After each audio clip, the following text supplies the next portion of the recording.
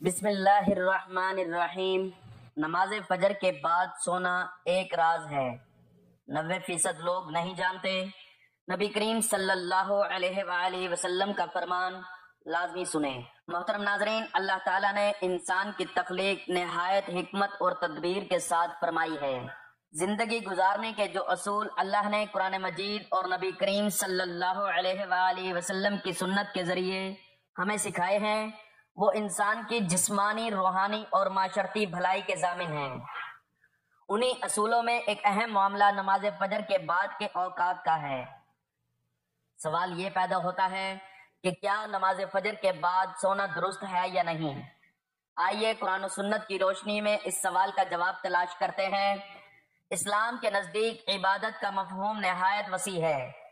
اسلام کا مطالبہ ہے کہ انسان کی پوری زندگی عبادت سے عبارت ہو، وہ اس طرح زندگی بسر کرے کہ اس کا ہر کام عبادت میں شمار ہو، اور اس کا واحد طریقہ یہی ہے کہ وہ اللہ کے بتائے ہوئے طریقے کے مطابق زندگی گزارے، ہر بات میں حکم الہی کو پیش نظر رکھے۔ اسلام میں اس بڑی عبادت کے لیے انسان کو جن ذرائع سے تیار اور اس کی تربیت کرتا ہے، عرف عام میں انہیں عبادت کہا جاتا ہے، لیکن دراصل یہ تمرینات عبادت ہیں۔ انہیں ارکان اسلام بھی اسی وجہ سے کہا جاتا ہے کہ اسلام کی عمارت انہی ستونوں پر قائم ہے۔ ارکان اسلام میں نماز سر فہرست اور پہلے نمبر پر ہے۔ ان تمام عبادات میں نماز کو جو اہمیت و فضیلت حاصل ہے، وہ کسی بھی صاحب ایمان اہل نظر سے پوشیدہ نہیں ہے۔ نماز کی اہمیت کا اندازہ اس بات سے لگائیں کہ قرآن کریم کے ہر پیغام میں صلاۃ یعنی نماز کا لفظ حرف جلی میں موجود ہے۔ ایمان کے بعد سب سے اہم رکن جس کا مطالبہ اہل اسلام سے کیا گیا ہے، وہ نماز ہی ہے۔ نماز مسلمانوں کی دینی پہچان اور امتیازی نشان ہے۔ یہی وجہ ہے قرآن و حدیث میں اس کی ادائیگی پر بہت زیادہ زور اور ترک پر وعید موجود ہے۔ بفرمان نبی صلی اللہ علیہ وآلہ وسلم، نماز کی دین میں وہی اہمیت ہے جو انسانی جسم میں سر کی ہے۔ مومن اور کافر کے درمیان امتیاز کرنے والی چیز نماز ہے، لہذا جس نے اسے چھوڑا اس نے کفر کیا۔ اس وعید سے اندازہ لگایا جا سکتا ہے کہ اسلام میں نماز کی اہمیت کیا ہے۔ جو چیز جس قدر اہم اور ضروری ہوتی ہے، اس کی بجا آوری پر اجر و ثواب بھی اسی قدر زیادہ ملتا ہے۔ چنانچہ نماز کا ثواب بھی اس قدر ہے کہ انسان اس کا تصور نہیں کر سکتا۔ لیکن 5 وقتہ نمازوں میں فجر کی نماز کی اہمیت و فضیلت سب سے نمایاں ہے، اور اس کی ادائیگی پر اجر و ثواب بھی دیگر 4 نمازوں سے زیادہ ہے۔ اس کی وجہ یہ ہے کہ فجر کے وقت دنیا نیند کی آغوش میں محو استراحت ہوتی ہے اور خواب خرگوش کے مزے لے رہی ہوتی ہے۔ لوگوں پر غفلت اور سستی کی چادر تنی ہوتی ہے۔ ایسے میں نرم و گرم آرام دہ بستر کو چھوڑ کر اللہ کی اطاعت و محبت میں بارگاہ الہی میں سجدہ ریز ہونا بڑا پرمشقت اور نفس کو زیر کرنے جیسا مشکل کام ہے۔ اللہ تعالیٰ کی سنت یہ ہے کہ بندے کو جس نیکی کے کرنے میں مشقت زیادہ ہو اور نفس و شیطان سے لڑائی لڑنی پڑے، اللہ اس پر زیادہ اجر و ثواب عطا کرتا ہے، چاہے وہ نیکی کتنی ہی چھوٹی کیوں نہ ہو۔ کبھی آپ کے ذہن میں یہ سوال آیا ہے کہ اللہ نے ہمیں فجر کے وقت جاگنے کا حکم کیوں دیا ہے؟ کیا فجر کا وقت صرف عن قریب پڑھنے کا وقت ہوتا ہے؟ کیا اس وقت کے پیچھے ایک راز پوشیدہ ہے؟ وہ راز کیا ہے؟ اس راز کو جاننے کے لیے ضروری ہے کہ ہم پہلے نماز کے بارے میں جانیں، جو ہم پر دن میں 5 مرتبہ فرض کی گئی ہے۔ اور یہ 5 نمازیں کس طرح فرض ہوئیں، اس کے پیچھے بھی ایک شاندار وجہ ہے، جس کا مظاہرہ سفر معراج میں اس وقت ہوا جب حضرت محمد صلی اللہ علیہ وآلہ وسلم سے ملاقات کے لیے وقت کے انتہائی مختصر حصے میں 7ویں آسمان سے بھی آگے تشریف لے گئے تھے۔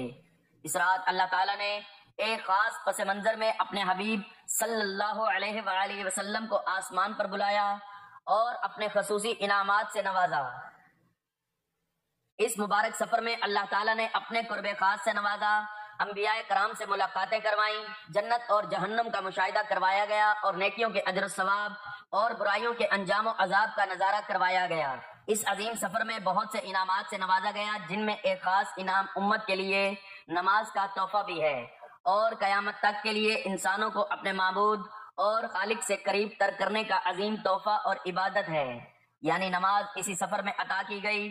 معراج کی رات جب آپ صلی اللہ علیہ وآلہ وسلم کو اللہ نے 50 نمازوں کا حکم دیا تو حضرت موسیٰ علیہ السلام کے کہنے پر آپ نے اللہ سے 50 نمازوں میں نرمی کی درخواست کی، اور ایسا کئی بار ہوا، یہاں تک کہ اللہ نے امت محمدی صلی اللہ علیہ وآلہ وسلم کے لیے دن میں 5 نمازوں کا حکم دیا، جس کے بعد بھی حضرت موسیٰ علیہ السلام نے آپ صلی اللہ علیہ وآلہ وسلم کو 5 نمازوں میں کمی کے لیے اللہ کے پاس ایک بار پھر جانے کا مشورہ دیا، لیکن تب آپ صلی اللہ علیہ وآلہ وسلم نے فرمایا کہ میں نے اپنے رب سے کئی مرتبہ درخواست کر لی ہے، یہاں تک کہ اب مجھے حیا آ گئی ہے اور اب میں راضی ہوں اور اس حکم کو ہر طرح سے تسلیم کرتا ہوں۔ ہر نماز پڑھنا ضروری ہے، اور یقیناً آپ کے لیے بھی نمازوں میں سب سے زیادہ مشکل نماز فجر کی نماز ہوگی، جس میں نیند کا غلبہ اس قدر ہوتا ہے کہ انسان بمشکل اٹھ پاتا ہے، لیکن دن کے اس خاص حصے میں جو راز پوشیدہ ہے اسے جب آپ جانو گے تو یقین کریں کہ آپ فجر کی نماز کبھی چھوڑنا نہیں چاہیں گے۔ یہاں نماز فجر کے کچھ فضائل سماعت فرمائیں۔ 5 نمازوں میں سے سب سے اہم نماز فجر ہے۔ اس کی اہمیت کا اندازہ اس بات سے لگائیں کہ اللہ تعالیٰ فجر کے وقت کی قسم اٹھاتے ہیں اور فرماتے ہیں، قسم ہے فجر کی اور 10 راتوں کی جو جفت اور طاق کی اور رات کی جب وہ چلنے لگے، یقیناً اس میں عقل مند کے لیے بڑی قسم ہے۔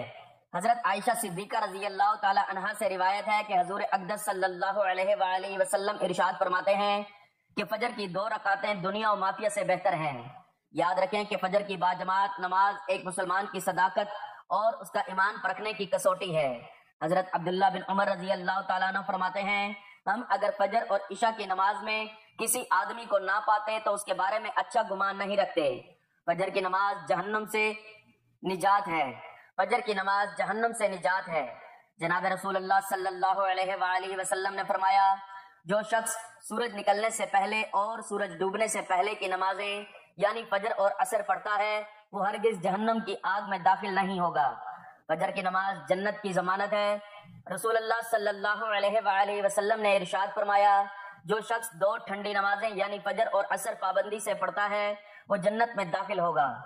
فجر کی نماز نہ پڑھنے پر وعید۔ حضرت عبداللہ رضی اللہ تعالیٰ عنہ سے روایت ہے کہ جناب رسول اللہ صلی اللہ علیہ وآلہ وسلم کے سامنے ایسے شخص کا تذکرہ کیا گیا جو صبح ہونے تک سوتا رہا، یعنی فجر کی نماز ادا نہیں کرتا، تو آپ صلی اللہ علیہ وآلہ وسلم نے ارشاد فرمایا، ایسے شخص کے کانوں میں شیطان پیشاب کرتا ہے۔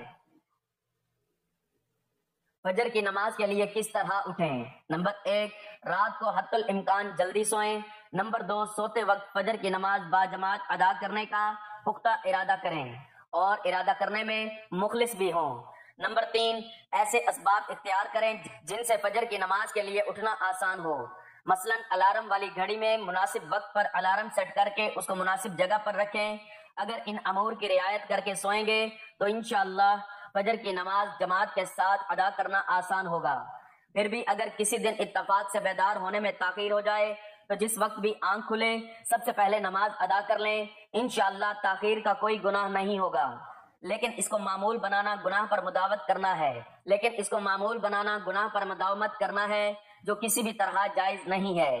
دنیا میں کئی ایسے لوگ ہیں جنہیں بے خوابی کی شکایت ہوتی ہے، جس میں وہ ساری رات سو نہیں پاتے اور پورا دن کام کاج کر کے جب رات کو بھی سو نہیں سکتے تب کئی طرح کی ذہنی اور جسمانی بیماریاں جنم لیتی ہیں، اور اس بیماری کا شکار آج ہر دوسرا تیسرا شخص ہو رہا ہے، جس کی بڑی وجہ اللہ کے احکامات کو پیچھے چھوڑ کر دنیا کی رنگینیوں کے پیچھے بھاگنا ہے۔ ساری رات جاگنے کے بعد فجر کے قریب کچھ دیر نیند آ جاتی ہے، لیکن وہ نیند جسم کو پرسکون نہیں رکھتی، جس کی وجہ سے اکثر لوگ جاگتے جاگتے اور ہر قسم کی دوائیوں کے استعمال کے باوجود سب سو نہیں پاتے، تو وہ اللہ سے یہ سوال ضرور کرتے ہوں گے کہ اے اللہ مجھے نیند کیوں نہیں آتی؟ آخر کیا وجہ ہے؟ بہت کم لوگ ہوتے ہیں جو اس کیفیت میں اپنے اندر پیدا ہونے والی اس آواز کو سن پاتے ہیں جس میں ان سے کہا جاتا ہے کہ بستر سے نکلو، نماز پڑھو، اللہ کا ذکر کرو، اور یقین کریں جو لوگ اس آواز کو سن پاتے ہیں وہ اس پر عمل کرتے ہیں، انہیں تا حیات کبھی بھی بے خوابی کی شکایت نہیں ہوگی۔ اس حوالے سے ایک صوفی نظم ہے جسے ایک امریکی مسلم نے ترجمہ کیا ہے، جس کا ٹائٹل ہے دوبارہ مت سو جانا۔ صبح کی ٹھنڈی ہوائیں ایک راز لاتی ہیں تمہارے لیے، دوبارہ مت سونا۔ خود سے پوچھو تم کیا چاہتے ہو؟ دوبارہ مت سونا، لوگ دروازے کی چوکھٹ سے آ جا رہے ہیں جہاں دو دنیایں ملتی ہیں، وہ دروازہ گول اور کھلا ہے، دوبارہ مت سونا۔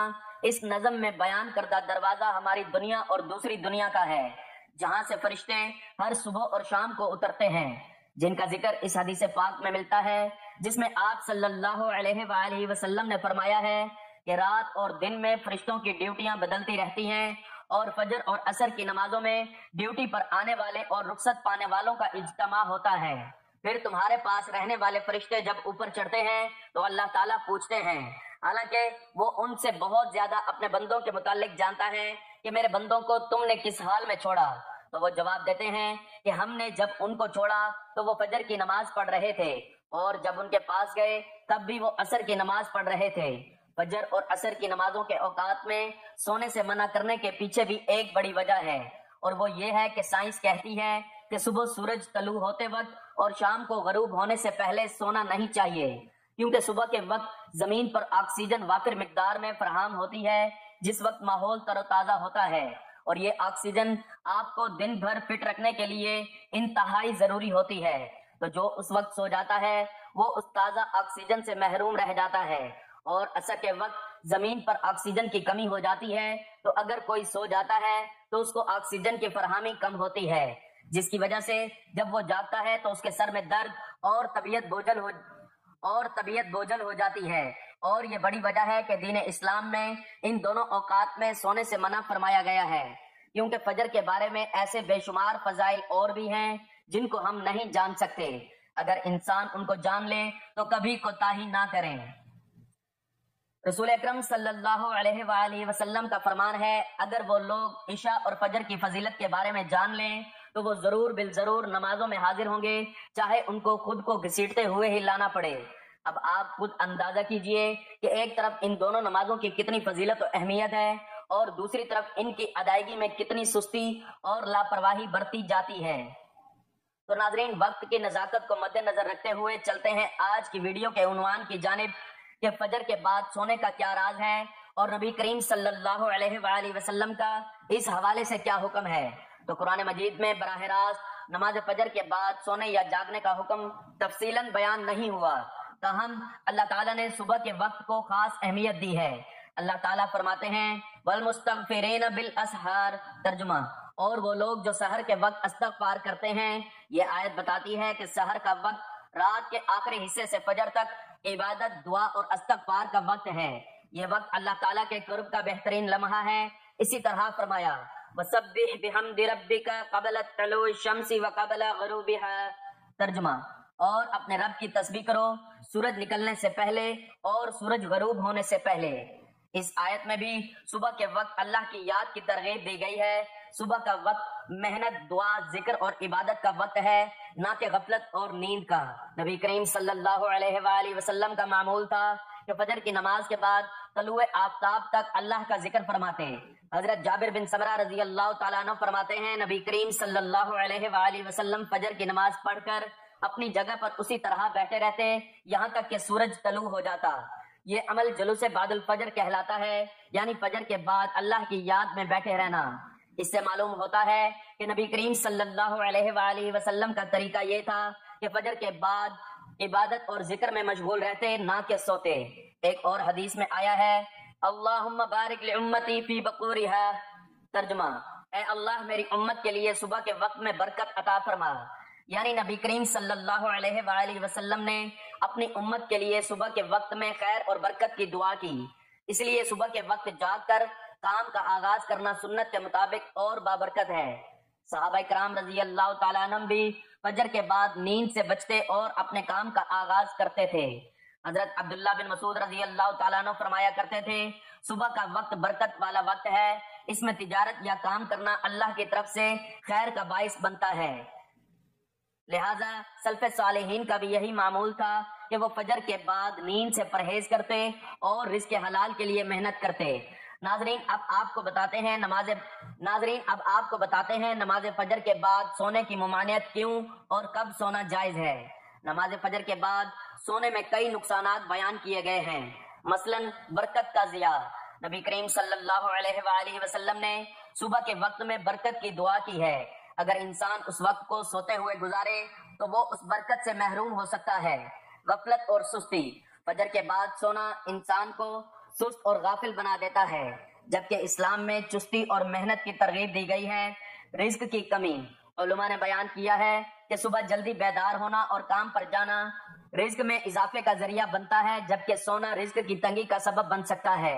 صحت پر برا اثر، فجر کے بعد دوبارہ سونا جسمانی صحت کے لیے بھی نقصان دہ ہو سکتا ہے۔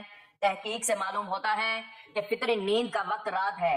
صبح کے بعد نیند انسان کے جسمانی نظام کو متاثر کرتی ہے۔ کب سونا جائز ہے؟